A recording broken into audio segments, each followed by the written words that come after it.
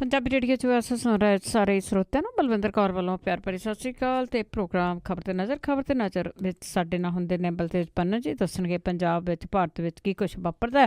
ਖਬਰਾਂ ਤੇ ਝਾਤ ਮਾਰਾਂਗੇ। ਖਬਰਾਂ ਤੋਂ ਪਹਿਲਾਂ ਧੰਨਵਾਦ ਕਰਨਾ ਚਾਹੁੰਦੇ ਸਾਡੇ ਸਪਾਂਸਰਸ ਦਾ, ਜਿਨ੍ਹਾਂ ਕਰਕੇ ਇਹ ਪ੍ਰੋਗਰਾਮ ਆਪ ਸਭ ਤੱਕ ਪਹੁੰਚ ਰਿਹਾ। ਗੁਰਦੀਪ ਸਿੰਘ ਬਿਰਦੀ ਕਲੋਬਸ ਤੋਂ, ਇਸ਼ਾਨਜੀਤ ਸਿੰਘ ਕਲੋਟੀ ਜੋ ਬਸੇਟੀ ਤੋਂ, ਬਹਾਦਰ ਸਿੰਘ ਗਿੱਲ ਫਾਵਲਰ, ਸਤਨਾਮ ਸਿੰਘ ਸ਼ੇਰਗਿੱਲ ਸਲਮਾ ਤੋਂ, ਸੁੱਚਾ ਸਿੰਘ ਜੀ ਫਰੈਜ਼ਨੋ, ਗੁਰਵੀਰ ਸਿੰਘ ਜੀ ਬਰਾੜ ਫਰੈਜ਼ਨੋ, ਹਰਵਿੰਦਰ ਸਿੰਘ ਜੀ ਸਮਰਾ ਜੁਬਾ ਸਿਟੀ, ਹਰਵੰਤ ਸਿੰਘ ਜੀ ਉਪਲ ਜੁਬਾ ਸਿਟੀ, ਖਾਲਸਾ ਇੰਸ਼ੋਰੈਂਸ ਏਜੰਸੀ ਵਾਲੇ ਸਾਨੂੰ ਜੇ ਤੋਂ, ਜਿਨ੍ਹਾਂ ਦਾ ਫੋਨ ਨੰਬਰ 4082722500 ਜੋ ਹਰ ਇੱਕ ਤਰ੍ਹਾਂ ਦੀ ਇੰਸ਼ੋਰੈਂਸ ਕਰ ਰਹੇ ਨੇ। ਅੱਜ ਕੱਲ੍ਹ ਮੈਡੀਕਲ ਇੰਸ਼ੋਰੈਂਸ ਦੀਆਂ ਐਪਲੀਕੇਸ਼ਨਸ ਰਿਨਿਊ ਹੋ ਰਹੀਆਂ ਨੇ, ਤੁਸੀਂ ਕਾਲ ਕਰ ਸਕਦੇ ਹੋ ਇਹਨਾਂ ਨੂੰ। ਹੁਣ ਚੱਲਦੇ ਹਾਂ ਜੀ ਪਟਿਆਲਾ ਸਟੂਡੀਓ 'ਚ, ਜਿੱਥੇ ਸਾਡੇ ਨਾਲ ਜੁੜ ਚੁੱਕੇ ਨੇ ਬਲਤੇਜ ਪੰਨੂ ਜੀ। ਸਤਿ ਸ਼੍ਰੀ ਅਕਾਲ, ਸਵਾਗਤ ਹੈ ਜੀ।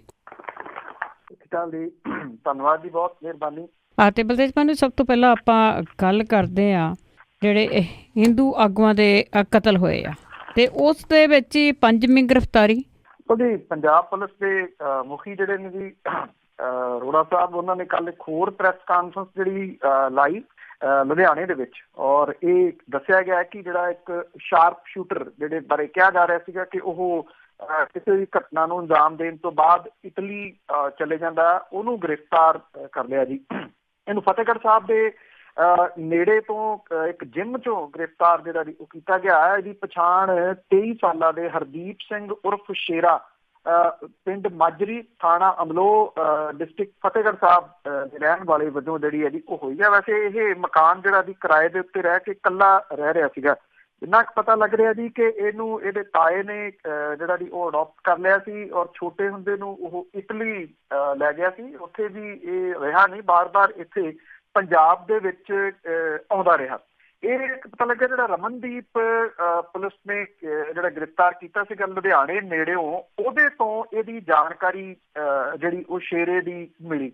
ਔਰ ਇਹ ਉਹਨੇ ਦੱਸਿਆ, ਪਹਿਲਾਂ ਤਾਂ ਕਿਹਾ ਕਿ ਮੈਨੂੰ ਨਾਮ ਨਹੀਂ ਸੀ ਪਤਾ, ਬਾਅਦ ਦੇ ਵਿੱਚ ਉਹਨੇ ਕਿਹਾ ਕਿ ਉਹਦਾ ਨਾਮ ਸ਼ੇਰਾ ਹੈ। ਉਹਨੇ ਹੀ ਜਾਣਕਾਰੀ ਦਿੱਤੀ ਕਿ ਉਹ ਜਿੰਮ ਦੇ ਵਿੱਚ ਇੰਨੇ ਵਜੇ ਜਿਹੜਾ ਉਹ ਕਸਰਤ ਕਰਨ ਆਉਂਦਾ। ਉੱਥੋਂ ਪੁਲਿਸ ਨੇ, ਮੋਗੇ ਦੀ ਪੁਲਿਸ ਤੇ ਜਿਹੜੀ ਫਤਿਹਗੜ੍ਹ ਸਾਹਿਬ ਦੀ ਪੁਲਿਸ ਹੈ, ਉਹਦੇ ਸਾਂਝੇ ਐਕਸ਼ਨ ਦੇ ਵਿੱਚ ਇਹਦੀ ਗ੍ਰਿਫਤਾਰੀ ਜਿਹੜੀ ਆ ਉਹ ਹੋਈ ਆ। ਪੁਲਿਸ ਮੁਖੀ ਨੇ ਇਹ ਵੀ ਦੱਸਿਆ ਜੀ ਕਿ ਜਿਹੜਾ ਉਹਦਾ ਪਾਸਪੋਰਟ ਬਰਾਮਦ ਕੀਤਾ ਗਿਆ, ਉਹਦੇ ਤੋਂ ਸਾਰੀ ਚੀਜ਼ਾਂ ਵੀ ਦੁਨੀਆਂ ਦੀ ਉਦੋਂ ਫੌਰਨ ਬਾਅਦ ਇਟਲੀ ਚਲੇ ਜਾਂਦਾ ਰਿਹਾ। ਉਹਦੇ ਤੋਂ ਹਥਿਆਰ ਬਰਾਮਦ ਕਰਨ ਦਾ ਦਾਅਵਾ ਵੀ ਪੁਲਿਸ ਨੇ ਕੀਤਾ। ਮੋਟਰਸਾਈਕਲ ਵੀ ਜਿਹੜਾ ਜੀ ਬਰਾਮਦ ਕਰਨ ਦਾ ਦਾਅਵਾ ਕੀਤਾ। ਔਰ ਇਹ ਕਿਹਾ ਗਿਆ ਜੀ ਕਿ ਇੱਕ ਮੋਟਰਸਾਈਕਲ ਜਿਹੜਾ ਨਹਿਰ ਦੇ ਵਿੱਚੋਂ ਬਰਾਮਦ ਕੀਤਾ, ਉਹ ਇਹਨਾਂ ਦੇ ਵੱਲੋਂ ਵਰਤਿਆ ਗਿਆ ਸੀ। ਇਹ ਵੀ ਆਖਿਆ ਗਿਆ ਕਿ ਦੋਨਾਂ ਹੱਥਾਂ ਦੇ ਨਾਲ ਇਹ ਗੋਲੀ ਚਲਾਉਣ ਦਾ ਮਾਹਰ ਸੀਗਾ ਸ਼ੇਰਾ, ਜਿਹਦੇ ਗ੍ਰਿਫਤਾਰ ਕੀਤਾ ਗਿਆ। ਪੁਲਿਸ ਨੇ ਇਹ ਕਿਹਾ ਕਿ ਉਹਨੇ ਸਾਰੀਆਂ ਕੜੀਆਂ ਜਿਹੜੀਆਂ ਦੀ ਉਹ ਜੋੜ ਕੇ ਇਹ ਗ੍ਰਿਫਤਾਰੀਆਂ ਕੀਤੀਆਂ ਨੇ। 4 ਗ੍ਰਿਫਤਾਰੀਆਂ ਪਹਿਲਾਂ ਹੋ ਚੁੱਕੀਆਂ ਹੋਈਆਂ ਨੇ, ਜਿਹਦੇ ਵਿੱਚ ਇੱਕ ਜਿਹੜਾ ਇੰਗਲੈਂਡ ਦਾ ਜੰਪਲ ਵੀ ਸ਼ਾਮਲ ਹੈ, ਔਰ ਇੱਕ ਜਿਹੜਾ ਇੰਗਲੈਂਡ ਰਹਿ ਕੇ ਆਇਆ, ਜੰਮੂ ਦਾ ਰਹਿਣ ਵਾਲਾ, ਉਹਦੇ ਤੋਂ ਇਹ ਸਾਰੀ ਅੱਗੇ ਜਿਹੜੀ ਹੈ ਜੀ ਉਹ ਕੜੀ ਤੁਰੀ ਆ। ਔਰ ਇਹ 5ਵੀਂ ਗ੍ਰਿਫਤਾਰੀ ਜਿਹੜੀ ਪੁਲਿਸ ਨੇ ਕੀਤੀ ਆ ਇਹ ਹਿੰਦੂ ਆਗੂਆਂ ਦੇ ਕਤਲਾਂ ਦੇ ਮਾਮਲੇ। ਦੇਖੋ ਜੀ, ਅਖੀਰ ਦੇ ਵਿੱਚ ਕਿਸ ਤਰ੍ਹਾਂ ਇੱਦਾਂ ਹੀ ਮਾਮਲੇ ਪਾ ਜ਼ਰੂਰ ਦਿੱਤੇ ਜਾਂਦੇ ਆ, ਪਰ ਕੜੀਆਂ ਕਿੱਥੋਂ ਜੁੜਦੀਆਂ ਇਹ ਨਹੀਂ ਪਤਾ ਐਡੀ ਛੇਤੀ। ਤੇ ਅੱਗੇ ਆਪਾਂ GST ਦਾ ਰੋਲ ਘਚੋਲਾ ਚੱਲ ਰਿਹਾ ਜੀ, ਬੜਾ ਭੰਬਲ ਭੂਸਾ ਲੋਕਾਂ ਨੂੰ, ਕਦੀ ਵੱਧ ਗਈ ਘਟ ਗਈ, ਜਮਾ ਨਫੀ ਹੋਈ ਜਾਂਦੀ ਹੈ। ਇਹ ਵੋਟਾਂ ਕਰਕੇ ਆ ਜਾਂ ਵਾਕਿਆ ਹੀ ਇੱਦਾਂ ਚਾਹੁੰਦੇ ਆ? ਐਕਚੁਅਲੀ ਇਹ ਹੈ ਜੀ ਕਿ ਇਹ ਤਾਂ ਗੱਲ ਪਹਿਲਾਂ ਹੀ ਚੱਲਦੀ ਸੀ ਨਾ, ਵੀ ਇਹ ਜਿਹੜੇ ਤਰੀਕੇ ਦੇ ਨਾਲ, ਤੇਜ਼ੀ ਦੇ ਨਾਲ ਇਹ ਲਾਗੂ ਕੀਤੀ ਗਈ ਆ। ਪਹਿਲਾਂ ਕਿਸੇ ਤਿਆਰੀ ਤੋਂ ਸਤਮਾਇਆ ਬੱਚਾ ਵੀ ਕਹਿੰਦੇ ਆ ਜੀ ਬਹੁਤ ਜਿਹੜੇ ਬਿਜ਼ਨਸਮੈਨ ਸੀਗੇ ਕਿ ਲਾ ਦਿੱਤੀ ਗਈ। ਮੁੜ ਕੇ ਜਿਹੜਾ ਜੀ ਭੱਜੇ ਫਿਰਦੇ ਨੇ ਕਿ ਜਿਹੜਾ ਵਿਰੋਧ ਹੋਣਾ ਸ਼ੁਰੂ ਹੋ ਗਿਆ। ਉਧਰੋਂ ਵੋਟਾਂ ਜਿਹੜੀਆਂ ਆ ਗਈਆਂ ਕਿ ਗੁਜਰਾਤ ਦੀਆਂ 19 ਦੇ ਵਿੱਚ ਵੋਟਾਂ ਜਿਹੜੀਆਂ ਦੀ ਲੋਕ ਸਭਾ ਦੀਆਂ ਪੈਣੀਆਂ ਨੇ। ਜਿਸ ਤਰੀਕੇ ਦੇ ਨਾਲ ਹਾਲ ਪਾ ਰਿਹਾ ਜਿਹੜੀ ਹੈ ਜੀ ਉਹ ਚੱਲ ਰਹੀ ਹੈ ਬਿਜ਼ਨਸਮੈਨਾਂ ਦੇ ਵਿੱਚ, ਕਿਉਂਕਿ ਭਾਰਤੀ ਜਨਤਾ ਪਾਰਟੀ ਬਿਜ਼ਨਸਮੈਨਾਂ ਦੀ ਪਾਰਟੀ ਕਹੀ ਜਾਂਦੀ ਹੈ ਕਿ ਬਿਜ਼ਨਸਮੈਨ ਭਾਈਚਾਰਾ ਜਿਹੜਾ ਬਾਣੀਆ ਬਰਾਦਰੀ ਖਾਸ ਤੌਰ ਤੇ ਉਹ ਇਹਨਾਂ ਦੀ ਸਭ ਤੋਂ ਵੱਡੀ ਸਪੋਰਟਰ ਹੈ। ਤੇ ਉਹ ਜਿਹੜੇ ਬਿਜ਼ਨਸਮੈਨ ਨੇ ਜੀ, ਜਦੋਂ ਉਹੋ ਹੀ ਤੰਗ ਹੋ ਗਏ, ਪਹਿਲਾਂ ਨੋਟਬੰਦੀ ਦੇ ਭੰਨੇ ਹੋਏ ਲੋਕ ਜਿਹੜੇ ਸੀਗੇ ਜੀ, ਉਹ GST ਨੇ ਮਾਰ ਸੁੱਟੇ ਤੇ ਜਿਹੜੀ ਮਹਿੰਗਾਈ ਸੀ ਉਹ ਅਸਮਾਨ ਚੜ੍ਹ ਗਈ। ਹੁਣ ਜਿਹੜਾ ਜੀ ਮੀਟਿੰਗਾਂ ਕਰਕੇ ਉਹਦੇ ਵਿੱਚੋਂ ਚੀਜ਼ਾਂ ਜਿਹੜੀਆਂ ਉਹ ਕੱਢੀਆਂ ਜਾ ਰਹੀਆਂ ਨੇ, ਪਰ ਜਿਹੜੀਆਂ ਇਹ ਚੀਜ਼ਾਂ ਇਹਦੇ ਵਿੱਚੋਂ ਕੱਢੀਆਂ ਜਾ ਰਹੀਆਂ ਨੇ, ਵੇਖਣ ਵਾਲੀ ਗੱਲ ਇਹ ਹੈ ਕਿ ਉਹ ਆਮ ਬੰਦਾ ਉਹਨਾਂ ਚੀਜ਼ਾਂ ਨੂੰ ਕਿੰਨੀਆਂ ਵਰਤਦਾ। ਆਮ ਕਹਿਣ ਤੋਂ ਭਾਵ ਜਿਹੜਾ ਇੱਕ ਮਜ਼ਦੂਰ ਜਾਂ ਘੱਟ ਕਮਾਈ ਵਾਲਾ, ਇਹਦੇ ਚੋਂ ਜਿਹੜੀ ਹੈ ਜੀ ਚਿੰਗਮ, ਚਾਕਲੇਟ, ਫੇਸ਼ੀਅਲ ਮੇਕਅਪ, ਔਰ after shave lotion, shampoo, washing powder, detergent, granite, marble, ਇਹਨਾਂ ਨੂੰ ਕੱਢਿਆ ਗਿਆ ਜੀ। ਇਹਨਾਂ ਦੇ ਉੱਤੇ ਹੁਣ 28% ਨਹੀਂ 18% ਟੈਕਸ ਜਿਹੜਾ ਜੀ ਉਹ ਲੱਗੂਗਾ। ਸਰਕਾਰ ਕਹਿੰਦੀ ਕਿ ਇਹਦੇ ਨਾਲ ਸਾਨੂੰ 20,000 ਕਰੋੜ ਰੁਪਏ ਦਾ ਰੈਵਨਿਊ ਲਾਸ ਹੋਊਗਾ। ਜਿਹੜਾ ਜਿਨ੍ਹਾਂ ਦੇ ਉੱਤੇ ਰਹੂਗਾ ਜਿਹੜਾ ਜੀ ਇਹ 28% ਟੈਕਸ, ਉਹਦੇ ਵਿੱਚ ਕੋਲਡ ਡਰਿੰਕ ਸ਼ਾਮਲ ਨੇ, cement, paint, perfume, air condition, dish washer, washing machine, fridge, vacuum cleaner, ਇਹਨਾਂ ਦੇ ਉੱਤੇ 28% ਹੀ ਜਿਹੜਾ ਉਹ ਰਹੂਗਾ। ਸਰਕਾਰ ਕਹਿੰਦੀ ਕਿ ਜਿਹੜੀ ਪਹਿਲਾਂ ਰਿਟਰਨ ਫਾਈਲ ਕਰਨ ਨਹੀਂ ਜਿਹੜੀ ਦੇਰ ਕਰਦੇ ਸੀ, ਜਿਹੜਾ ਉਹਦਾ ਜੁਰਮਾਨਾ 200 ਰੁਪਇਆ ਰੱਖਿਆ ਸੀ ਪਰ ਡੇ ਦਾ, ਇਹ ਹੁਣ 50 ਰੁਪਏ ਜੁਰਮਾਨਾ ਜਿਹੜਾ ਉਹ ਦੇਣਾ ਪਊਗਾ। ਇਹ 23ਵੀਂ ਮੀਟਿੰਗ ਸੀਗੀ ਜਿਹੜੀ ਗੁਹਾਟੀ ਦੇ ਵਿੱਚ ਲਾਈ ਗਈ GST ਕਾਉਂਸਲ ਜਿਹੜੀ ਹੈ ਜੀ ਉਹਦੇ, ਔਰ ਇਹਦੇ ਤੋਂ ਬਾਅਦ ਜਿਹੜਾ ਜੀ ਇਹ ਕਿਹਾ ਜਾ ਰਿਹਾ ਜੀ, ਕਾਂਗਰਸ ਨੇ ਇਹ ਇਲਜ਼ਾਮ ਲਾਇਆ ਤੇ ਅਸੀਂ ਤਾਂ ਪਹਿਲਾਂ ਹੀ ਕਹਿੰਦੇ ਸੀਗੇ ਇਹ ਬਿਨਾਂ ਤਿਆਰੀ ਤੋਂ ਜਿਹੜਾ ਜੀ ਉਹ ਲਾਇਆ ਗਿਆ। ਦੂਜੇ ਜਿਹੜੇ ਮਾਹਰ ਨੇ ਉਹ ਇਹ ਵੀ ਕਹਿੰਦੇ ਆ ਕਿ ਇਹਦੇ ਨਾਲ ਲਾਸ ਜਿਹੜਾ ਉਹ ਰਾਜਾਂ ਦਾ ਹੋਣਾ, ਕਿਉਂਕਿ ਰਾਜਾਂ ਦੇ ਰੈਵਨਿਊ ਦੇ ਉੱਤੇ ਜਿਹੜੀਆਂ ਚੀਜ਼ਾਂ ਤੋਂ ਤਕਰੀਬਨ ਇਹ ਘਟਾਇਆ ਗਿਆ ਉਹ ਰੈਵਨਿਊ ਦਾ ਲਾਸ ਰਾਜਾਂ ਨੂੰ ਹੋਊਗਾ। ਸੈਂਟਰ ਦੀ ਸਰਕਾਰ ਨੂੰ ਇਹਦਾ ਬਹੁਤਾ ਕੋਈ ਜ਼ਿਆਦਾ ਫਰਕ ਜਿਹੜਾ ਜੀ ਉਹ ਨਹੀਂ ਪਊਗਾ। ਉਧਰ ਇਸ ਮਾਮਲੇ ਦੇ ਉੱਤੇ ਤਿੱਖੀ ਸੁਰ ਰੱਖਣ ਵਾਲੇ ਔਰ ਇੱਕ ਵੱਡੀ ਚਰਚਾ ਛੇੜ ਦੇਣ ਵਾਲੇ ਭਾਰਤੀ ਜਨਤਾ ਪਾਰਟੀ ਦੇ ਬਜ਼ੁਰਗ ਆਗੂ ਯਸ਼ਵੰਤ ਸਿਨਹਾ ਨੇ ਫਿਰ ਤਾਜ਼ਾ ਹਮਲਾ ਜਿਹੜਾ ਜੀ ਸਰਕਾਰ ਤੇ ਕਰਤਾ। ਇਹ ਕਿਹਾ ਕਿ ਵਿੱਤ ਮੰਤਰੀ ਅਰੁਣ ਜੇਤਲੀ ਨੂੰ ਪਤਾ ਹੀ ਨਹੀਂ, ਔਰ ਉਹਨਾਂ ਨੇ ਕਿਹਾ ਕਿ ਉਹ GST ਲਾਗੂ ਕਰਨ ਵਾਲੇ ਉਹਨੇ ਆਪਣੇ ਦਿਮਾਗ ਦੀ ਵਰਤੋਂ ਨਹੀਂ ਕੀਤੀ ਤੇ ਉਹਨੂੰ ਅਹੁਦੇ ਤੋਂ ਹਟਾ ਦੇਣਾ ਚਾਹੀਦਾ। ਉਹਨਾਂ ਪ੍ਰਧਾਨ ਮੰਤਰੀ ਨੂੰ ਅਪੀਲ ਕੀਤੀ ਹੈ ਕਿ ਆਪਣਾ ਫਾਈਨੈਂਸ ਮਿਨਿਸਟਰ ਬਦਲੋ, ਨਹੀਂ ਤਾਂ ਲੋਕ ਸਰਕਾਰ ਬਦਲ ਦੇਣਗੇ। ਜੀ ਮੇਰੇ ਖਿਆਲ ਦੇ ਵਿੱਚ ਅਜੇ ਟਾਈਮ ਲੱਗੂਗਾ। ਤੇ ਅੱਗੇ ਆਪਾਂ ਸੁਪਰੀਮ ਕੋਰਟ ਦੀ ਗੱਲ ਕਰਦੇ ਹਾਂ ਕਿ ਉਸਨੇ ਸਿੱਖ ਕਤਲੇਆਮ ਦੀ ਸੁਣਵਾਈ ਰੋਕਣ ਤੋਂ ਨਾ ਕੀਤੀ। ਇਹਦੀ ਪਟੀਸ਼ਨ ਜਿਹੜੀ ਆ ਉਹ ਪਈ ਹੋਈ ਸੀਗੀ ਸੁਪਰੀਮ ਕੋਰਟ ਦੇ ਵਿੱਚ, ਕਿਉਂਕਿ ਇਹ 11 ਜਣੇ ਆ ਜਿਨ੍ਹਾਂ ਨੇ ਕਿਹਾ ਸੀਗਾ ਕਿ ਉਹਨਾਂ ਦਾ ਟਰਾਇਲ ਪਹਿਲਾਂ ਹੀ ਹੋ ਚੁੱਕਿਆ, ਕਿਉਂਕਿ ਜਿਹੜੀ ਹਾਈ ਕੋਰਟ ਸੀਗੀ ਜੀ ਉਹਨੇ 11 ਜਣਿਆਂ ਨੂੰ ਨੋਟਿਸ ਜਾਰੀ ਕੀਤਾ ਸੀਗਾ, ਕਾਰਨ ਦੱਸੋ ਨੋਟਿਸ, ਕਿ ਕਿਉਂ ਨਾ ਉਹਨਾਂ ਦੇ ਖਿਲਾਫ ਮੁੜ ਕੇ ਮੁਕੱਦਮਾ ਜਿਹੜਾ ਜੀ ਉਹ ਸ਼ੁਰੂ ਕੀਤਾ ਜਾਵੇ। ਸਾਬਕਾ ਕੌਂਸਲਰ ਜਿਹੜੇ ਆ ਬਲਵਾਨ ਖੋਖਰ ਤੇ ਸਾਬਕਾ ਵਿਧਾਇਕ ਮਹਿੰਦਰ ਯਾਦਵ ਸਣੇ ਇਹ 11 ਜਣੇ ਸੀਗੇ ਜੀ। ਇਹਨਾਂ ਨੂੰ ਟਰਾਇਲ ਕੋਰਟ ਦੇ ਵੱਲੋਂ 5 ਕੇਸਾਂ ਦੇ ਵਿੱਚੋਂ ਬਰੀ ਕੀਤਾ ਜਿਹੜਾ ਜੀ ਉਹ ਜਾ ਚੁੱਕਿਆ। ਇਹਨਾਂ ਨੇ ਅਰਜ਼ੀ ਜਿਹੜੀ ਹੈ ਜੀ ਸੁਪਰੀਮ ਕੋਰਟ ਦੇ ਵਿੱਚ ਲਾਈ ਸੀ ਕਿ ਇਹਨੂੰ ਰੋਕਿਆ ਜਾਵੇ ਹੇਠਲੀ ਅਦਾਲਤ ਨੂੰ ਕਿ ਉਹ ਉਹਨਾਂ ਦੇ ਉੱਤੇ ਦੁਬਾਰਾ ਮੁਕੱਦਮਾ ਨਾ ਸ਼ੁਰੂ ਕਰ ਦੇਵੇ। ਪਰ ਜਿਹੜੀ ਸੁਪਰੀਮ ਕੋਰਟ ਹੈ ਜੀ ਉਹਨੇ ਇਹ ਗੱਲ ਕਹੀ ਆ ਕਿ ਜਿਹੜੀ ਸੁਪਰੀਮ ਕੋਰਟ ਆ ਉਹ ਹਾਈ ਕੋਰਟ ਦੀ ਸੁਣਵਾਈ ਦੇ ਉੱਤੇ ਰੋਕ ਨਹੀਂ ਲਾਊਗੀ। ਹਾਈ ਕੋਰਟ ਨੇ 11 ਜਣਿਆਂ ਨੂੰ ਨੋਟਿਸ ਜਾਰੀ ਕੀਤੇ ਸੀਗੇ, ਜਿਹਦੇ ਤੇ 1 ਤੇ 2 ਨਵੰਬਰ 1984 ਨੂੰ ਦਿੱਲੀ ਦੇ ਕੰਟੋਨਮੈਂਟ ਏਰੀਆ ਦੇ ਵਿੱਚ ਕਤਲੇਆਮ ਦੇ ਦੌਰਾਨ ਅਪਰਾਧਾਂ ਲਈ ਮੁਕੱਦਮਾ ਚੱਲਿਆ ਸੀਗਾ। ਬਾਅਦ ਦੇ ਵਿੱਚ ਇਹਨਾਂ ਨੂੰ ਬਰੀ ਜਿਹੜਾ ਉਹ ਕਰ ਦਿੱਤਾ ਗਿਆ ਸੀਗਾ।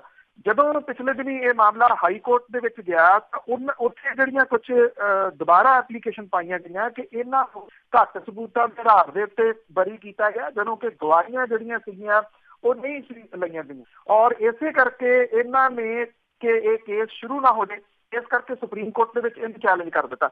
ਹੁਣ ਸੁਪਰੀਮ ਕੋਰਟ ਦੇ ਵਿੱਚੋਂ ਇਹਨਾਂ ਕੋਈ ਰਾਹਤ ਜਿਹੜੀ ਹੈ ਜੀ ਉਹ ਨਹੀਂ ਮਿਲੀ। ਇਹਦੇ ਨਾਲ ਜਿਹੜੀ ਹਾਈ ਕੋਰਟ ਹੈ ਉਹਦੇ ਵਿੱਚ ਇਹਨਾਂ ਨੂੰ ਦੁਬਾਰਾ ਜਿਹੜੇ ਜੀ ਉਹ ਸੰਮਨ ਕੀਤੇ ਜਾ ਸਕਦੇ ਆ, ਇਹਨਾਂ ਦੇ ਉੱਤੇ ਮਾਮਲਾ ਜਿਹੜਾ ਜੀ ਉਹ ਦੁਬਾਰਾ ਖੁੱਲ ਸਕਦਾ ਹੈ ਜੀ। ਤੇ ਅੱਗੇ ਆਪਾਂ ਮੂਵੀ ਦੀ ਗੱਲ ਕਰਦੇ ਜੀ ਪਦਮਾਵਤੀ, ਤੇ ਇਸ ਨੂੰ ਲੈ ਕੇ ਅਜੇ ਵੀ ਲੋਕਾਂ ਦੇ ਵਿੱਚ ਵਿਰੋਧ ਹੋ ਰਿਹਾ ਹੈ ਕਿ ਨਹੀਂ ਲੱਗਣੀ ਚਾਹੀਦੀ। ਦੇਖੋ ਆਮ ਲੋਕਾਂ 'ਚ ਤਾਂ ਨਹੀਂ, ਹਿੰਦੂ ਜਥੇਬੰਦੀਆਂ ਨੇ ਕੁਝ ਜਿਹੜੀਆਂ ਐਕਚੁਅਲੀ ਜਦੋਂ ਇਹ ਬਣਨੀ ਸ਼ੁਰੂ ਹੋਈ ਆ ਸੰਜੇ ਲੀਲਾ ਭੰਸਾਲੀ ਦੀ ਫਿਲਮ, ਉਦੋਂ ਤੋਂ ਹੀ ਇਹਦਾ ਜਿਹੜਾ ਉਹ ਵਿਰੋਧ ਹੋ ਰਿਹਾ।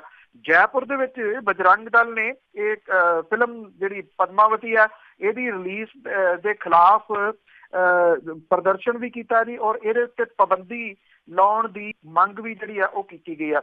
ਇਹਦੀ ਰਿਲੀਜ਼ ਦੇ ਉੱਤੇ ਸੁਪਰੀਮ ਕੋਰਟ ਨੇ ਵੱਡੀ ਰਾਹਤ ਜਿਹੜੀ ਆ ਜੀ ਉਹ ਦਿੱਤੀ ਆ, ਔਰ ਇਲਾਹਾਬਾਦ ਹਾਈ ਕੋਰਟ ਨੇ ਵੀ ਇਹਦੇ ਉੱਤੇ ਰੋਕ ਲਾਉਣ ਤੋਂ ਨਾ ਕਰ ਦਿੱਤੀ ਹੈ। ਜਿਹੜੀ ਸੰਜੇ ਲੀਲਾ ਭੰਸਾਲੀ ਹੈ ਜੀ ਉਹਨੂੰ ਇਹਨੂੰ ਰਿਲੀਜ਼ ਕਰਨ ਦੇ ਉੱਤੇ ਜਿਹੜੀ ਉਹ ਹੱਲਾਸ਼ੇਰੀ ਮਿਲੀ ਹੈ, ਕਿਉਂਕਿ ਜੈਪੁਰ ਤੇ ਕੋਲਹਾਪੁਰ ਦੇ ਵਿੱਚ ਸ਼ੂਟਿੰਗ ਦੇ ਦੌਰਾਨ ਹਮਲੇ ਹੋਏ ਸੀਗੇ। ਫਿਲਮ ਦੀ ਰਿਲੀਜ਼ ਦੇ ਉੱਤੇ ਸਵਾਲ ਜਿਹੜੇ ਜੀ ਉਹ ਖੜੇ ਹੋ ਗਏ ਸੀਗੇ।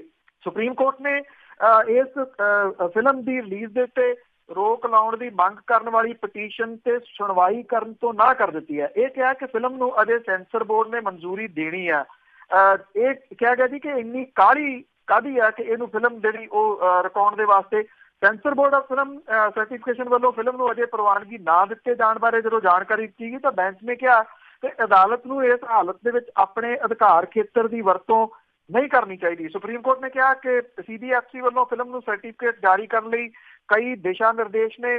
ਜੇ ਕੋਈ ਹੋਰ ਵੀ ਦਿੱਕਤ ਹੈ ਤਾਂ ਪਹਿਲਾਂ ਫਿਲਮ ਸਰਟੀਫਿਕੇਸ਼ਨ ਅਪੀਲ ਟ੍ਰਿਬਿਊਨਲ ਇਹਦੀ ਘੋਖ ਜਿਹੜੀ ਆ ਉਹ ਕਰ ਸਕਦਾ ਹੈ। ਉਧਰ ਭਾਰਤੀ ਜਨਤਾ ਪਾਰਟੀ ਦੇ ਇੱਕ ਵਿਵਾਦਤ ਆਗੂ ਜਿਹੜਾ ਜੀ ਅਕਸਰ ਬਿਆਨ ਦਿੰਦਾ ਰਹਿੰਦਾ ਇਹੋ ਜਿਹੇ ਮਾਮਲਿਆਂ ਦੇ ਉੱਤੇ, ਉਹਨੇ ਜਿਹੜੀ ਇਹ ਗੱਲ ਕਿ ਇਹਦੇ ਜਿਹੜੇ ਪ੍ਰੋਡਿਊਸਰ ਡਾਇਰੈਕਟਰ ਨੇ ਉਹ ਕਿਸੇ ਮੁਸਲਿਮ ਜਿਹੜਾ ਜੀ ਸਬਜੈਕਟ ਦੇ ਉੱਤੇ ਫਿਲਮ ਬਣਾ ਕੇ ਦਿਖਾਵੇ ਫਿਰ ਉਹਨੂੰ ਜਿਹੜੀ ਉਹ ਨਾਨੀ ਚੇਤੇ ਆ ਸਕਦੀ ਹੈ। ਉਹਦਾ ਇਸ਼ਾਰਾ ਇਹ ਸੀਗਾ ਕਿ ਜਾਣ ਬੁੱਝ ਕੇ ਉਹਦੇ ਵੱਲੋਂ ਜਿਹੜਾ ਜੀ ਇਹ ਫਿਲਮ ਬਣਾਈ ਗਈ ਆ ਪਦਮਾਵਤੀ ਨੂੰ ਨੀਵਾਂ ਵਿਖਾਉਣ ਲਈ।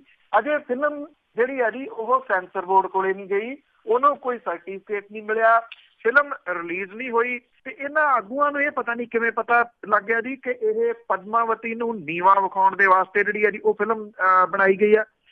ਇਸੇ ਤਰ੍ਹਾਂ ਦੇ ਜਿਹੜੇ ਬਿਆਨਬਾਜ਼ੀ ਆ ਜੀ ਉਹ ਕਈ ਵਾਰੀ ਜਿਹੜੀਆਂ ਪੰਜਾਬੀ ਫਿਲਮਾਂ ਬਣ ਰਹੀਆਂ ਨੇ ਉਹਦੇ ਉੱਤੇ ਸ਼੍ਰੋਮਣੀ ਗੁਰਦੁਆਰਾ ਪ੍ਰਬੰਧਕ ਕਮੇਟੀ ਵੀ ਜਿਹੜੀ ਬਿਨਾਂ ਵੇਖੇ ਤੋਂ ਕਰ ਦਿੰਦੀ ਆ।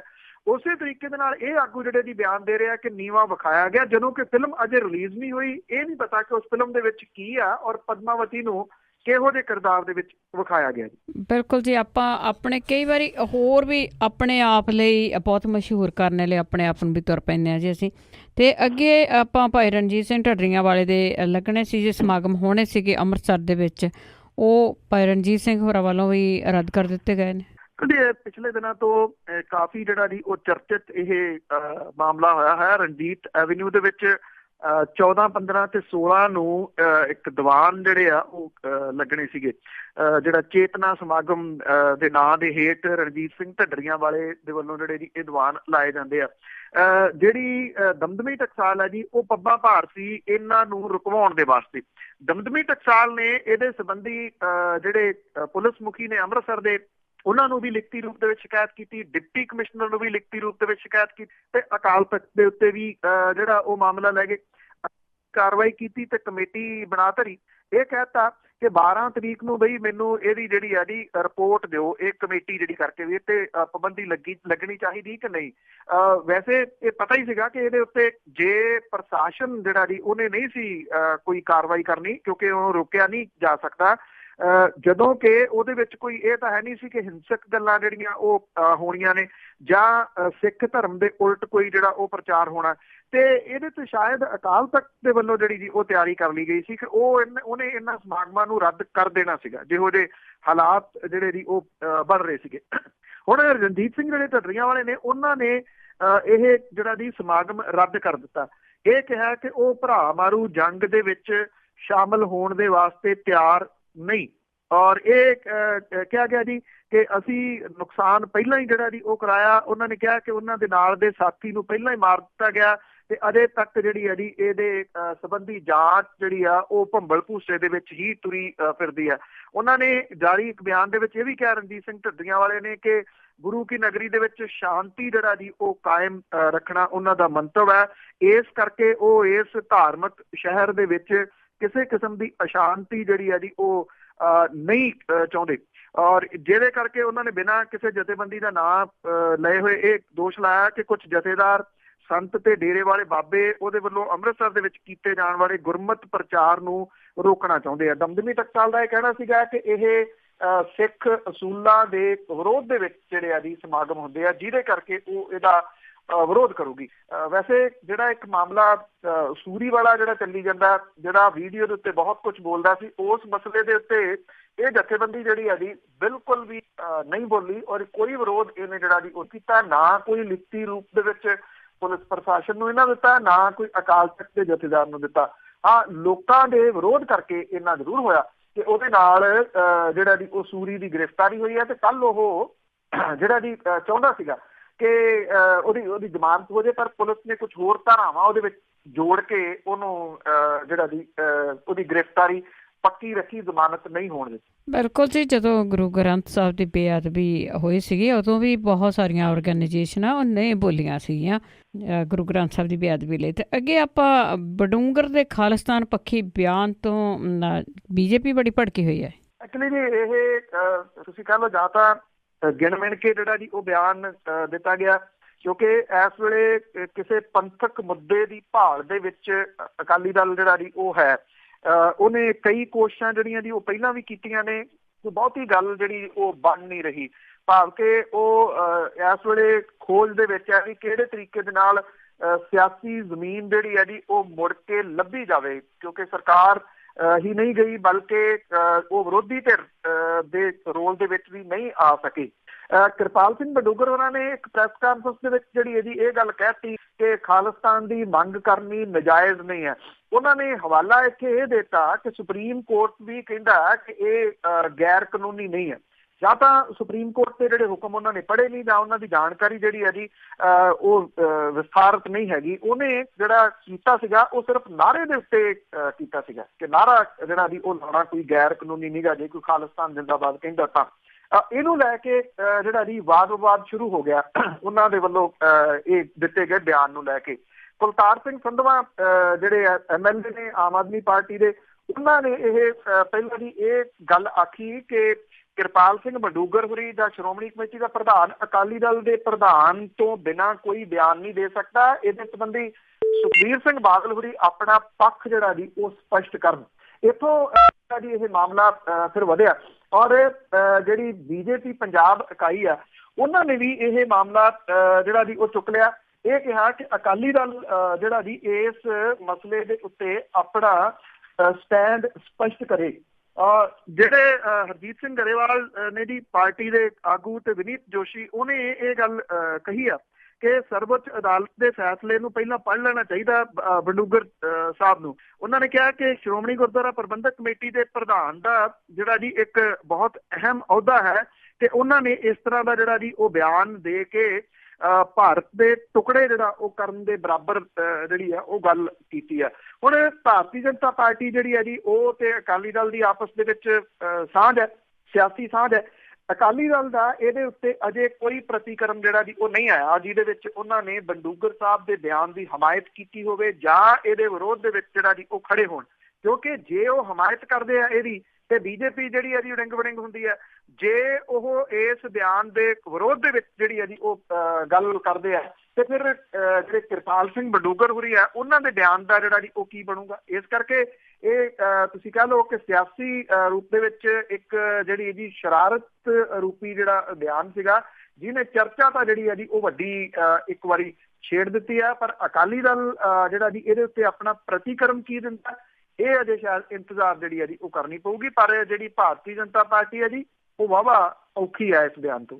ਬਿਲਕੁਲ ਜੀ, ਜਿਸ ਤਰ੍ਹਾਂ ਬਡੂਗਰ ਨੇ ਦਿੱਤਾ ਬਿਆਨ ਦਿੱਤਾ ਹੈ, ਮੈਨੂੰ ਲੱਗਦਾ ਤਾਂ ਨਹੀਂ ਵੀ ਇਹਦੀਆਂ ਆਪਣੀਆਂ ਲੱਤਾਂ ਭਾਰ ਚੱਲਦੀਆਂ। ਹੁਣ ਉਹ ਗੱਲ ਠੀਕ ਆ ਕਿ ਕਿਸੇ ਨੇ ਦਵਾਇਆ ਇਸ ਤੋਂ। ਅਤੇ ਅੱਗੇ ਆਪਾਂ ਧੂੰਏਂ ਦੀ ਜੇ ਗੱਲ ਕਰੀਏ, ਨਾਲ ਹੀ ਇਹਨੂੰ ਹੁਣ ਸਮੋਗ ਦਾ ਨਾਂ ਦਿੱਤਾ ਗਿਆ ਹੈ ਅਤੇ ਹਾਦਸੇ ਉਸੇ ਤਰ੍ਹਾਂ ਜਾਰੀ। ਬਿਲਕੁਲ ਜੀ, ਥਾਂ ਥਾਂ ਦੇ ਉੱਤੇ ਜਿਹੜੇ ਹਾਦਸੇ ਨੇ ਉਹ ਹੋ ਰਹੇ ਆ ਜੀ। ਈਵਨ ਜਿਹੜੇ ਸਰਕਾਰੀ ਹੁਕਮ ਨੇ ਉਹਨਾਂ ਨੂੰ ਪ੍ਰਾਈਵੇਟ ਸਕੂਲਾਂ ਵਾਲੇ ਵੀ ਜਿਹੜੇ ਜੀ ਉਹ ਟਿੱਚ ਜਾਣ ਰਹੇ ਆ। ਸੰਗਰੂਰ ਡਿਸਟ੍ਰਿਕਟ ਦੇ ਵਿੱਚ ਕੱਲੇ 'ਚ 3 ਹਾਦਸੇ ਵਾਪਰੇ। 3 ਹਾਦਸਿਆਂ ਦੇ ਵਿੱਚ 5 ਲੋਕਾਂ ਦੀ ਜਾਨ ਜਿਹੜੀ ਹੈ ਜੀ ਉਹ ਗਈ ਆ। ਜਿਹੜੇ ਇੱਕ ਬਿਜਲੀ ਮੁਲਾਜ਼ਮ ਸੀਗੇ ਜੀ ਉਹ ਪਾਤੜਾਂ ਤੋਂ ਸੰਗਰੂਰ ਆ ਰਹੇ ਸੀਗੇ, ਖੇੜੀ ਦੇ ਨੇੜੇ ਟਰੈਕਟਰ ਦੇ ਨਾਲ ਉਹਨਾਂ ਦੀ ਜਿਹੜੀ ਉਹ ਟੱਕਰ ਹੋਈ। ਇਹਦੇ ਵਿੱਚ 2 ਮੌਤਾਂ ਜਿਹੜੀਆਂ ਦੀ ਹੋ ਗਈਆਂ। ਸੁਨਾਮ ਪਟਿਆਲਾ ਸੜਕ ਦੇ ਉੱਤੇ ਘਰਾਚੋਂ ਦੇ ਨੇੜੇ ਇੱਕ ਕਾਰ ਜਿਹੜੀ ਸੀ ਜੀ ਉਹ ਹਾਦਸੇ ਦਾ ਸ਼ਿਕਾਰ ਹੋ ਗਈ, ਜਿਹਦੇ ਵਿੱਚ ਇੱਕ ਵਿਅਕਤੀ ਦੀ ਮੌਤ ਜਿਹੜੀ ਆ ਉਹ ਹੋ ਗਈ। ਔਰ ਇਸੇ ਤਰੀਕੇ ਦੇ ਨਾਲ ਮਕਸੂਦਾ ਚੌਕ ਜਲੰਧਰ ਦੇ ਵਿੱਚ ਜਿਹੜਾ ਜੀ ਇੱਕ ਮੋਟਰਸਾਈਕਲ ਸਵਾਰ ਉਹਦੇ ਵਿੱਚ ਜਿਹੜਾ ਜੀ ਪਿੱਛੋਂ ਟੱਕਰ ਧੁੰਦ ਦੀ ਵਜ੍ਹਾ ਕਰਕੇ ਜਿਹੜੀ ਜੀ ਉਹ ਹੋਈ ਔਰ ਉਹਦੇ ਨਾਲ ਇਹ ਇੱਥੇ ਇੱਕ ਮੌਤ ਜਿਹੜੀ ਆ ਉਹ ਹੋਈ। ਇੱਥੇ ਤਲਵੰਡੀ ਸਾਬੋ ਦੇ ਵਿੱਚ ਅਕਾਲ ਅਕੈਡਮੀ ਹੈ, ਕਿਉਂਕਿ ਸਰਕਾਰ ਨੇ ਤਾਂ ਇਹ ਹੁਕਮ ਕੀਤੇ ਹੋਏ ਆ ਜੀ ਲਿਖਤੀ ਰੂਪ ਦੇ ਵਿੱਚ ਕਿ ਐਤਵਾਰ ਤੱਕ ਜਿਹੜੇ ਜੀ ਉਹ ਸਕੂਲ ਬੰਦ ਹੈ, ਅੱਗੋਂ ਮੌਸਮ ਨੂੰ ਵੇਖ ਕੇ ਫੈਸਲਾ ਜਿਹੜਾ ਜੀ ਉਹ ਲਿਆ ਜਾਊਗਾ। ਪਰ ਅਕਾਲ ਅਕੈਡਮੀ ਜੱਗਾ ਰਾਮ ਤੀਰਥ ਤੇ ਜਿਹੜਾ ਜੀ ਸਕੂਲ ਉਸੇ ਤਰ੍ਹਾਂ ਖੁੱਲਿਆ ਸੀਗਾ ਤੇ ਸਕੂਲ ਦੇ ਬੱਚਿਆਂ ਨੂੰ ਲੈ ਕੇ ਆ ਰਹੀ ਜਿਹੜੀ ਬੱਸ ਸੀਗੀ ਉਹ ਟਰਾਲੀ ਦੇ ਨਾਲ ਜਿਹੜੀ ਉਹ ਟਕਰਾਈ। ਇਹਦੇ ਵਿੱਚ ਜਿਹੜੇ ਸਕੂਲੀ ਬੱਚੇ ਸੀਗੇ ਜੀ ਉਹ ਜ਼ਖਮੀ ਹੋਏ ਔਰ ਉਦੋਂ ਬਾਅਦ ਜਿਹੜਾ ਜੀ ਉਹ ਪ੍ਰਸ਼ਾਸਨ ਜਾਗਿਆ ਕਿ ਲਿਖਤੀ ਰੂਪ ਦੇ ਵਿੱਚ ਹੁਕਮ ਕੀਤੇ ਹੋਏ ਆ, ਫਿਰ ਇਹ ਸਕੂਲ ਕਿਵੇਂ ਜਿਹੜਾ ਜੀ ਉਹ ਖੁੱਲਿਆ ਸੀਗਾ। ਲੇਟੈਸਟ ਖਬਰਾਂ ਦੇ ਅਨੁਸਾਰ ਜਿਹੜਾ ਜੀ ਸਕੂਲ ਦੇ ਪ੍ਰਬੰਧਕਾਂ ਦੇ ਉੱਤੇ ਜਿਹੜੀ ਖਾਸ ਤੌਰ ਤੇ ਪ੍ਰਿੰਸੀਪਲ ਸ਼ਾਮਲ ਹੈ ਉਹਦੇ ਉੱਤੇ ਮਾਮਲਾ ਜਿਹੜਾ ਜੀ ਉਹ ਦਰਜ ਕੀਤਾ ਗਿਆ ਉਹਨੇ ਸਰਕਾਰੀ ਹੁਕਮਾਂ ਦੀ ਉਲੰਘਣਾ ਜਿਹੜੀ ਸੀ ਉਹ ਕਿਵੇਂ ਕੀਤੀ। ਅਜੇ ਜਿਹੜਾ ਮੌਸਮ ਵਿਭਾਗ ਹੈ ਉਹ ਕੋਈ ਬਹੁਤ ਵੱਡੀ ਰਾਹਤ ਦੀ ਗੱਲ ਨਹੀਂ ਕਰ ਰਿਹਾ ਕਿ ਛੇਤੀ ਜਿਹੜੀ ਇਹਦੀ ਕੋਈ ਰਾਹਤ ਮਿਲ ਸਕਦੀ ਹੈ। ਇੰਨਾ ਜ਼ਰੂਰ ਕਿਹਾ ਜਾ ਰਿਹਾ ਕਿ ਜਿਹੜੀ ਪੱਛਮੀ ਡਿਸਟਰਬੈਂਸ ਹੈ ਉਹਦੇ ਨਾਲ ਹਵਾ ਜਿਹੜੀ ਆ ਉਹ ਚੱਲੂਗੀ। ਇਹ ਹਵਾ ਜਿਹੜੀ ਆ ਧੁੰਦ ਨੂੰ ਉਡਾ ਸਕਦੀ ਹੈ। ਭਾਰੀ ਮੀਂਹ ਚਾਹੀਦਾ ਜੇ ਇਸ ਸਮੌਗ ਤੋਂ ਜਿਹੜਾ ਉਹ ਖਹਿੜਾ ਛੁੱਟੇ। ਪਰ ਇਹ ਕਿਹਾ ਜਾ ਰਿਹਾ ਜੀ ਕਿ ਮੰਗਲ ਬੁੱਧਵਾਰ ਤੱਕ ਕੁਝ ਮੀਂਹ ਦੀ ਸੰਭਾਵਨਾ ਜਿਹੜੀ ਆ ਉਹ बढ़ਦੀ ਨਜ਼ਰ ਆ ਰਹੀ ਹੈ। ਪਰ ਇਹ ਕਿੰਨਾ ਕੁ ਮੀਂਹ ਪਊਗਾ ਇਹ ਨਹੀਂ ਜਿਹੜਾ ਜੀ ਉਹ ਪਤਾ। ਮੌਸਮ ਵਿਭਾਗ ਕਹਿੰਦਾ ਕਿ ਅਗਲੇ 2 ਦਿਨਾਂ ਦੇ ਵਿੱਚ ਤਾਂ ਜਿਹੜੀ ਹੈ ਜੀ ਇਹ ਧੁੰਦ ਦਾ ਪ੍ਰਕੋਪ, ਸਮੌਗ ਦਾ ਪ੍ਰਕੋਪ ਜਿਹੜਾ ਜੀ ਉਹ ਹੋਰ ਵਧੂਗਾ। ਪਰ ਉਸ ਤੋਂ ਬਾਅਦ ਤੇਜ਼ ਹਵਾ ਜਿਹੜੀ ਹੈ ਜੀ ਉਹ ਚੱਲੂਗੀ। ਫੇਰ ਇਹ ਉਡਾਉਣ ਦੇ ਵਿੱਚ ਸਫਲ ਜਿਹੜੀ ਹੈ ਜੀ ਉਹ ਹੋ ਸਕਦੀ ਹੈ। ਭਾਵ ਕਿ ਤਕਨੀਕਾਂ ਜਾਂ ਸਾਇੰਸ ਜੋ ਕੁਝ ਵੀ ਹੈ ਜੀ ਇੰਨਾ ਕੁਝ ਉੱਪਰ ਆ ਗਿਆ। ਪਰ ਇਸ ਵੇਲੇ ਜਿਹੜੀ ਟੇਕ ਰੱਖੀ ਜਾ ਰਹੀ ਹੈ ਜੀ ਉਹ ਉਸ ਕੁਦਰਤ ਦੇ ਉੱਤੇ ਰੱਖੀ ਜਾ ਰਹੀ ਹੈ ਸਾਰੀ ਦੀ ਸਾਰੀ। ਉਹ ਚਾਹੇ ਹਵਾ ਦੇ ਰੂਪ ਦੇ ਵਿੱਚ ਹੈ, ਚਾਹੇ ਉਹ ਮੀਂਹ ਦੇ ਰੂਪ ਦੇ ਵਿੱਚ ਹੈ। ਉਹ ਕੁਦਰਤ ਜਿਹਦੇ ਨਾਲ ਖਿਲਵਾੜ ਮਨੁੱਖ ਪਿਛਲੇ ਕੁਝ ਸਾਲਾਂ ਤੋਂ ਲੋੜ ਤੋਂ ਵੱਧ ਜਿਹੜਾ ਜੀ ਉਹ ਕਰ ਰਿਹਾ ਤੇ ਟੇਕ ਵੀ ਫਿਰ ਕੁਦਰਤ ਦੇ ਉੱਤੇ ਰੱਖ ਰਿਹਾ ਜੀ। ਤੇ ਅਖੀਰ ਦੇ ਵਿੱਚ ਆਪਾਂ ਪਰਾਲੀ ਦੀ ਜੇ ਗੱਲ ਕਰੀਏ, ਪਰਾਲੀ ਮਾਮਲੇ ਤੇ ਪੰਜਾਬ ਨੂੰ ਝਾੜ ਪਈ। ਜੀ ਇਹ ਮਾਮਲਾ ਜਿਹੜਾ ਜੀ ਚੱਲ ਰਿਹਾ ਕਿਉਂਕਿ ਸਰਕਾਰ ਜਿਹੜੀ ਆ ਜੀ ਉਹ ਲਗਾਤਾਰ ਫੰਡਿੰਗ ਜਿਹੜੀ ਆ ਉਹ ਮੰਗ ਰਹੀ ਹੈ ਕਿ ਉਹਨੂੰ ਫੰਡਿੰਗ ਦਿੱਤੀ ਜਾਵੇ। ਪਰ ਇਸ ਮਾਮਲੇ ਦੇ ਉੱਤੇ ਪੰਜਾਬ ਸਰਕਾਰ ਨੂੰ ਸ਼ੀਸ਼ਾ ਜਿਹੜਾ ਜੀ ਉਹ ਵਿਖਾਇਆ ਸੈਂਟਰ ਨੇ। ਪੁਰਾਣਾ ਵਹੀ ਖਾਤਾ ਉਹਨੇ ਸਾਹਮਣੇ ਰੱਖਤਾ ਜੀ। ਕੇਂਦਰੀ ਖੇਤਰੀ ਮੰਤਰਾਲੇ ਨੇ ਕਿਹਾ ਕਿ ਪਿਛਲੇ 2 ਸਾਲਾਂ 'ਚ 100 ਕਰੋੜ ਰੁਪਈਆ ਦਿੱਤਾ ਜਾ ਚੁੱਕਿਆ, ਪਰ ਪੰਜਾਬ ਨੇ ਪਰਾਲੀ ਦੇ ਨਿਪਟਾਰੇ ਦੇ ਉੱਤੇ 1 ਪੈਸਾ ਵੀ ਖਰਚ ਨਹੀਂ ਕੀਤਾ, ਜਦੋਂ ਕਿ ਹਰਿਆਣਾ, ਰਾਜਸਥਾਨ ਤੇ ਉੱਤਰ ਪ੍ਰਦੇਸ਼ ਦੇ ਵਿੱਚ ਇਹ ਖਰਚ ਕੀਤਾ ਗਿਆ। ਪੰਜਾਬ ਸਰਕਾਰ ਨੇ ਖੇਤੀ ਮੰਤਰਾਲੇ ਨੂੰ ਫਸਲਾਂ ਦਾ ਜਿਹੜਾ ਜੀ ਉਹ ਸਮਰਥਨ ਮੁੱਲ ਵਧਾਉਣ ਦੀ ਇੱਕ ਤਜਵੀਜ਼ ਭੇਜੀ ਸੀਗੀ, ਜਿਹਦੇ ਵਿੱਚ ਪਰਾਲੀ ਦੇ ਨਿਪਟਾਰੇ ਦਾ ਖਰਚਾ ਵੀ ਜੋੜਿਆ ਗਿਆ ਸੀ। ਕੇਂਦਰੀ ਮੰਤਰੀ ਜਿਹੜੇ ਨੇ ਖੇਤੀਬਾੜੀ ਮੰਤਰੀ ਰਾਧਾ ਮੋਹਨ ਸਿੰਘ, ਉਹਨੇ ਕਿਹਾ ਕਿ ਸਰਕਾਰ ਪਹਿਲਾਂ ਹੀ ਪਰਾਲੀ ਦੇ ਨਿਪਟਾਰੇ ਲਈ ਸੂਬਿਆਂ ਨੂੰ ਪੈਸੇ ਦਿੰਦੀ ਰਹੀ ਹੈ, ਪਰ ਸੂਬੇ ਹੱਥ ਤੇ ਹੱਥ ਰੱਖ ਕੇ ਬੈਠੇ ਰਹੇ ਆ ਤਾਂ ਇਹਦਾ ਇਲਾਜ ਨਹੀਂ ਹੋ ਸਕਦਾ। ਮੈਂ ਕਿਹਾ ਕਿ ਪੰਜਾਬ ਨੂੰ 16-17 ਦੇ ਵਿੱਚ ਕਰੀਬ 50 ਕਰੋੜ ਤੇ ਦੂਜੇ ਸਾਲ ਦੇ ਵਿੱਚ ਇੰਨੇ ਹੀ ਪੈਸੇ 48.5 ਕਰੋੜ ਰੁਪਈਆ ਅਲਾਟ ਕੀਤਾ ਗਿਆ, ਪਰ ਸੂਬੇ ਦੀ ਸਰਕਾਰ ਨੇ ਇਹਦੇ ਵਿੱਚੋਂ 1 ਵੀ ਪੈਸਾ ਨਹੀਂ ਖਰਚਿਆ।